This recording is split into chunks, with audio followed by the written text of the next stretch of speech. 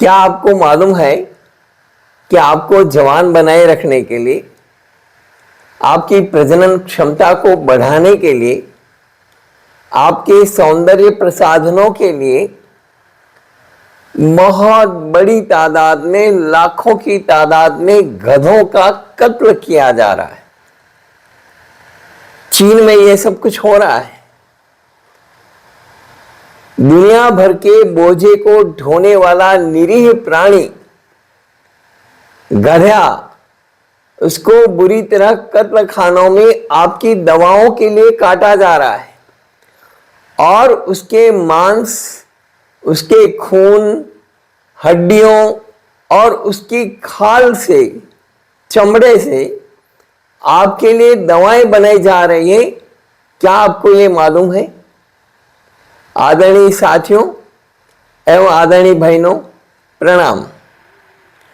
मैं ये बात आपको इसलिए बता रहा हूं ताकि आपको ये पता चल सके कि आप जो दवाएं खा रहे हैं वस्तुतः उनमें क्या है और ये कितना बड़ा कारोबार है। अरबों रुपए का ये कारोबार है।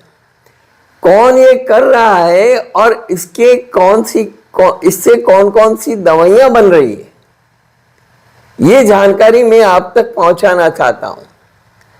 चीन एक ऐसा देश है जो दुनिया भर से वैध अवैध ढंग से गधों की खरीद कर रहा है और कत्ल खानों में गधों को काट कर उसकी खाल, हड्डियों, मांस और खून का उपयोग बहुमूल्य दवाओं के निर्माण में कर रहा है। ये दवाएं वो पूरी दुनिया के बाजारों में बेच रहा है।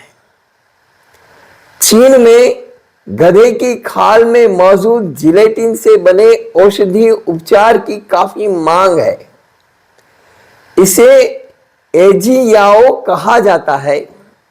ब्रिटेन स्थित डंकी सेंचुरी की रिपोर्ट्स के अनुसार पूरे वर्ल्ड लेवल पर इस खाल की आपूर्ति के लिए हर साल कम से कम 50 से 60 लाख गधों को मार दिया जाता है। 50 से 60 लाख गधों को मार दिया जाता है।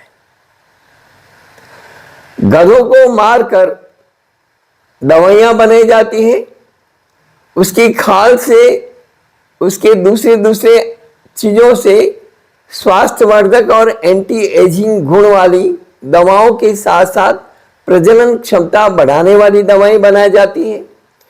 गधों को मारकर बनाई जाने वाली दवाओं का अनिद्रा, सूखी खांसी और खराब रक्त परिसंचरण जैसी स्थितियों के लिए इलाज किया जाता है, उनके अंदर काम में लिया जाता है। कॉस्मेटिक्स के उत्पादों के साथ इनको मिलाया जाता है। चीन में गधों की संख्या में 3 दशक के दौरान बहुत भारी गिरावट के कारण खाल के व्यापारी दुनिया भर के देशों में इन जानवरों और उन पर निर्भर समुदायों को निशाना बना रहे हैं। दुनिया भर से खरीदा जा रहा है गधों को और ऊंचे दाम में खरीदा जा रहा है। इथियोपिया में विरोध के बाद देश के 2 बूचड़खानों में से एक को 2017 में बंद करने का फैसला किया गया। तंजानिया और आइवरी कोस्ट सहित देशों में 2022 में गधे को मारने और खाल के निर्यात पर प्रतिबंध लगाया गया। लेकिन चीन का पड़ोसी पाकिस्तान, जो हमारा भी पड़ोसी है, वो ये व्यापार कर रहा है। हमारे देश से भी चोरी छुपे गधों की खाल चाइना में भेजी जा रही है।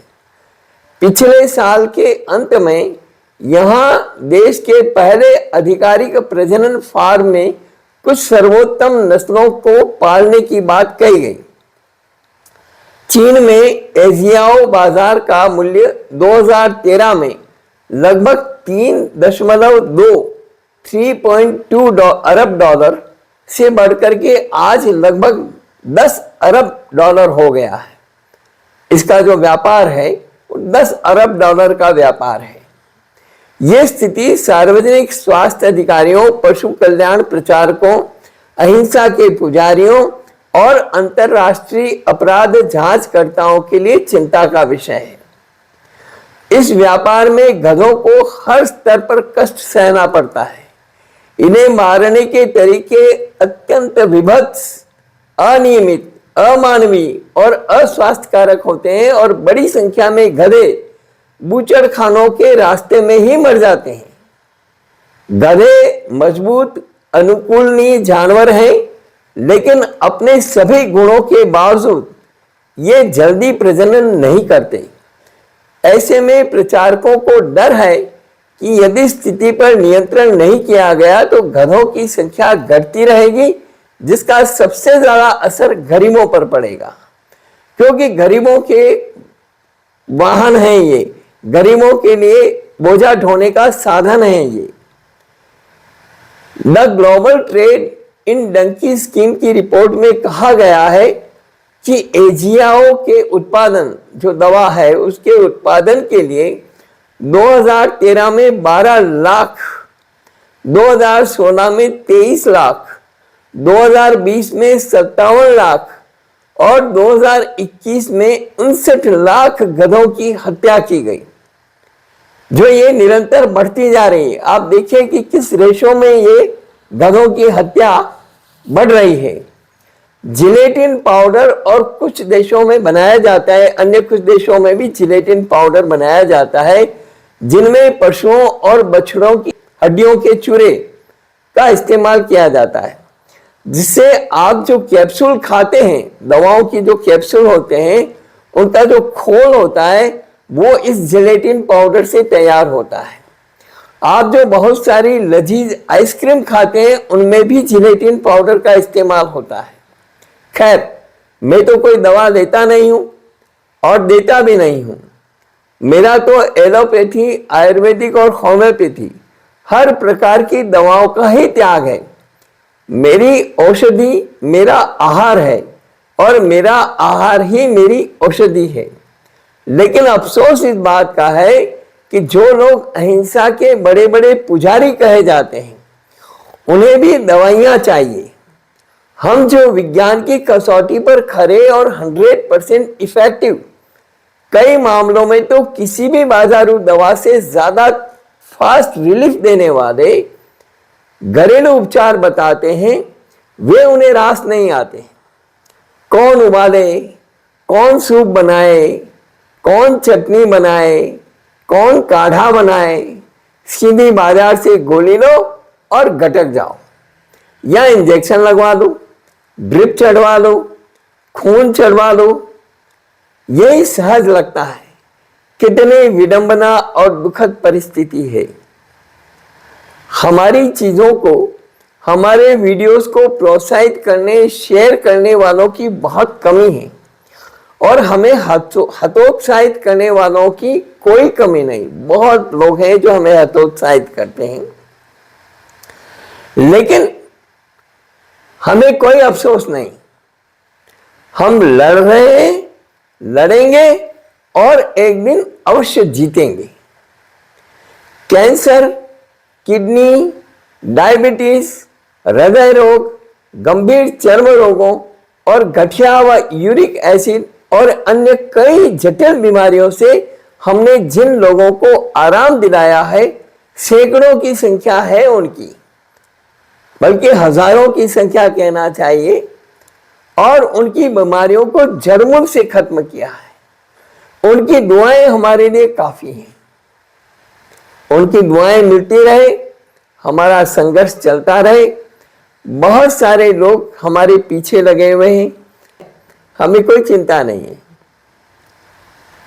हम अपना काम निष्काम भाव से कर रहे हैं, करते रहेंगे। इस वीडियो में इतना ही। आप यदि जागें तो आपके लिए सवेरा है, मौका है, अवसर है। जागिए और जो दवाओं के नाम पर अभक्ष का सेवन आपको करवाया जा रहा है, जैसा मैंने आपको थायराइड की गोली के बारे में भी बताया कि थायराइड की गोली में सुअर की चर्बी का एब्स्ट्रैक्ट है। इस तरह से बहुत सारी चीजें हैं जिनके बारे में हमने समय समय पर जानकारियां दिए। शुरुआत भी हमने यहीं से की कि आपकी जो दवाएं हैं उनमें कौन कौन सी चीजें हैं। तो ध्यान दीजिए, ध्यान देंगे तो आप और आपकी संतानें सुखी रहेगी। बाकी तो जो भवितव्यता होगी वो होगी। धन्यवाद।